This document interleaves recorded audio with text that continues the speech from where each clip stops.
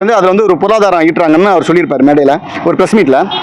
ஆனால் அவர் வீட்டில் என்ன நாய் வளர்க்குறாருன்னு பார்த்தீங்கன்னா, அவர் வீட்டில் வளர்க்குறது வந்து வெளிநாட்டிலேருந்து வந்த நாய் தான் அவர் வச்சிருக்காரு. அந்த காணொலி எல்லாருக்குமே தெரியும்.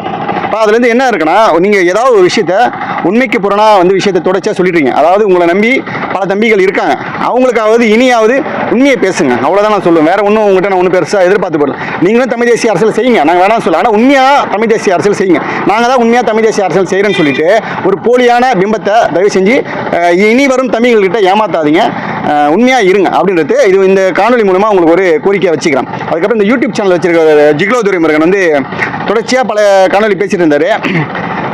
ப்ரெஸ் மீட்டில் அவர் வந்து மேடையில் அண்ணன் பேசியிருக்கப்ப கீழே இறங்கி போய் அவங்க கட்சி தொண்டரில் வந்து லைட்டாக தள்ளி போன்னு சொன்னாராம். தள்ளி போன்னு சொல்லிட்டு அங்கே போனாருன்னாரு. அந்த காணொலி இன்னும் வீடியோவில் இருக்குன்னாரு.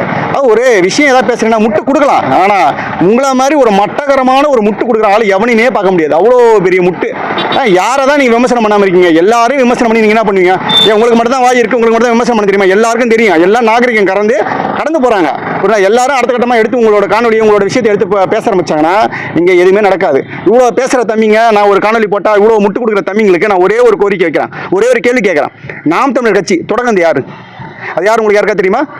முத்துக்குமார். அவர் யாராவது உங்களுக்கு தெரியுமா? தெரியாது.